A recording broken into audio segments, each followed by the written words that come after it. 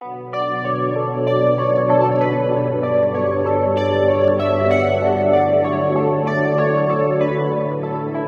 country that has the steel has the gold. ये आवाज थी ब्रिटिश एसेइस्ट, हिस्टोरियन और फिलोसोफर थॉमस कार्लाइल की।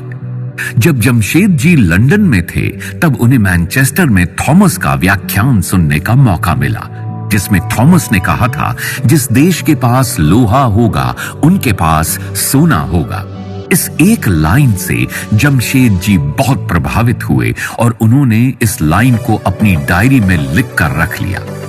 शायद उस वक्त वो जानते भी नहीं थे कि ये एक लाइन आने वाले कल में उनकी और भारतवासियों की जिंदगी बदलने वाली है। अमेरिकन सिविल वॉर खत्म होने के बाद रुई का सारा व्यापार चौपट हो गया था।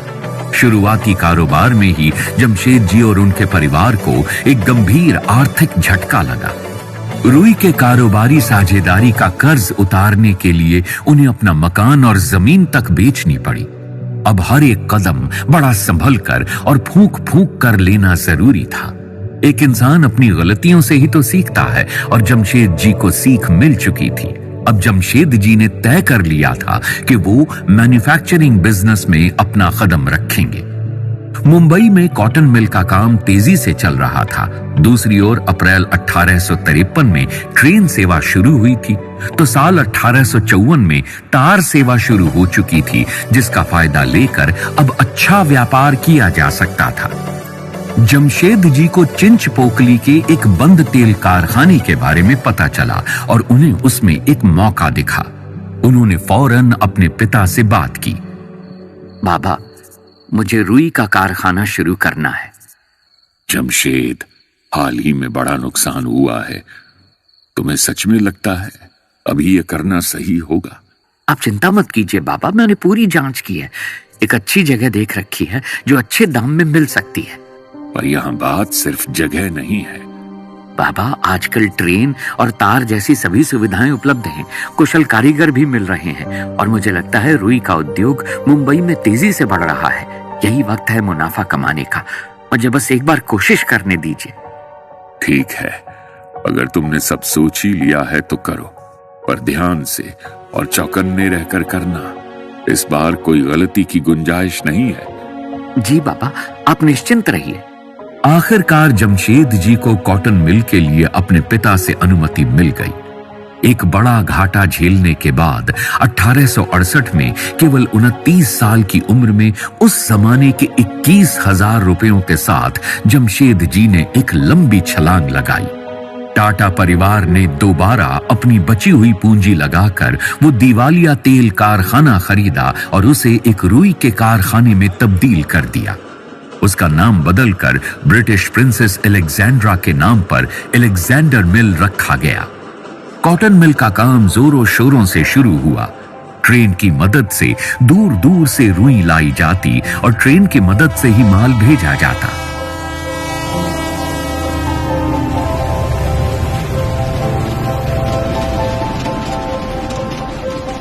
जमशेद जी की सूझबूझ के कारण काम तेजी से बढ़ने लगा और देखते ही देखते अच्छा खासा मुनाफा भी होने लगा। पर 2 साल बाद जमशेद जी ने देखा कि उनका ईंधन, पानी और रेलवे स्टेशन दूर होने की वजह से रुई के कच्चे और पक्के माल के ट्रांसपोर्टेशन के लिए खर्चा बहुत हो रहा है और इस खर्चे को कम किया जा सकता है। साथ ही मुंबई में दिन ब दिन कॉटन मिल बढ़ती ही जा रही थी। तब तक पिछले 20 सालों में मुंबई में 49 रुई के कारखाने शुरू हुए थे। इस वजह से काम भी कम होता नजर आ रहा था। जमशेद जी एक बार व्यापार में बड़ा नुकसान झेल चुके थे। अब इस बार अपने उद्योग में वो कोई गलती नहीं करना चाहते थे। उन्होंने खतरे को भांप लिया और सही मौका देखकर अच्छा खासा मुनाफा कमाकर 2 साल बाद एलेक्जेंडर मिल यानी मुंबई की कॉटन मिल को उन्होंने बेच दिया। आज उस जगह पर मुंबई रेस कोर्स है। एक तरफ ये सब कुछ हो रहा था तो दूसरी ओर 1871 में जमशेद जी की जिंदगी में 2 बड़ी घटनाएं हुई, एक सुखद और एक बहुत ही दुखद। हाल ही में उनकी बहन की सिंध के प्राध्यापक बरजोर जी पातशाह के साथ मंगनी हुई थी, जो आगे चलकर जमशेद जी के भरोसेमंद सहकारी भी बने। मगर शादी से पहले ही उनकी बहन की मृत्यु हो गई और परिवार बिखर सा गया। परिणाम स्वरूप अगले उद्योग की योजनाओं पर मायूसियत के काले साए मंडराने लगे। तभी अच्छी घटना यह हुई कि उन्हें एक और बेटा हुआ, जिसका नाम रतन रखा गया। जी, ये वो रतन टाटा नहीं है जो आज टाटा ग्रुप का चेहरा है। उनके आने में तो अभी बहुत समय बाकी था। अपनी बहन को खोने के बाद और जिंदगी में इतनी उथल पुथल होने के बावजूद जमशेद जी ने हौसला बनाए रखा। अपनी नई कॉटन मिल जब तक नहीं बनती तब तक वो रुकने या हौसला हारने वाले नहीं थे। किसी ने सही ही तो कहा है, हौसलों से मिलता है सफलता का मुकाम, आसान नहीं है इस दुनिया में कमाना अपना नाम। जमशेद जी ने अपने प्रयास जारी रखे। आखिरकार जमशेद जी ने नागपुर जाने का फैसला किया और साथ ही कॉटन मिल बनाने की घोषणा की। उस वक्त मुंबई को टेक्सटाइल नगरी कहा जाता था, क्योंकि अधिकांश कॉटन मिल्स मुंबई में ही थीं। इसीलिए जब अचानक जमशेद जी ने नागपुर को चुना तो लोग चौंक गए और उनकी बड़ी आलोचना करने लगे।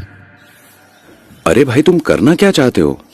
बताया तो था, मैं नागपुर में अपनी नई कॉटन मिल शुरू करना चाहता हूँ। वो मैं समझ गया, पर क्यों? मुंबई जैसे शहर में मुनाफे का धंधा छोड़कर नागपुर क्यों जाना चाहते हो? ये तो जमीन खोद कर उसमें सोना दबाने जैसा है। आप विश्वास रखिए, मैंने सारी बातें सोचकर ही ये फैसला लिया है।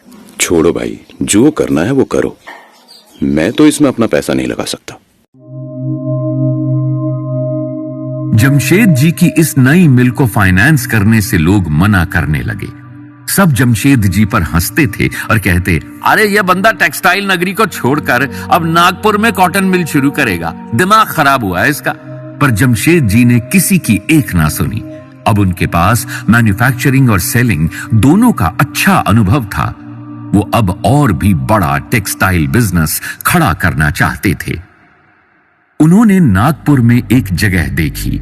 इस बार अपनी फ्यूचर मिल कैसी होनी चाहिए, वहां मशीन्स कैसी होनी चाहिए, इस बात की जानकारी और अभ्यास के लिए वो दोबारा इंग्लैंड गए।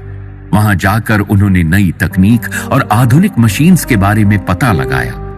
उन्होंने देखा कि वहां का काम भारत के मुकाबले 100 साल आगे और आधुनिकता के साथ चल रहा है। इन तकनीकों को भारत में लाना बहुत जरूरी है। जमशेद जी वो शख्सियत थे जो उस जमाने में दुनिया भर की नई नई तकनीकें खोजकर उन्हें भारत ले आए। आखिरकार उन पर भरोसा करने वाले कुछ लोगों ने उनकी नई मिल के लिए फाइनेंस किया और सारी कठिनाइयों को पार कर जमशेद जी 1874 में नागपुर में अपनी कॉटन मिल को शुरू करने में कामयाब हो गए। एक बड़ा नुकसान झेलने के बाद शायद ही कोई दोबारा उद्योग में आने की कोशिश करता है, पर जमशेद जी ने वो कामयाब भी हुए। सही कहते हैं, कोशिश करने वालों की कभी हार नहीं होती। कॉटन मिल तो शुरू हो गई, पर जो आसानी से कटे वो जिंदगी कैसे? इस मिल को शुरू करने में और शुरू करने के बाद कई परेशानियां आईं, यहां तक कि मिल में आग भी लगी। तो क्या हुआ आगे, जानने के लिए सुनते रहिए Iron Will, the Jamshed ji Tata story.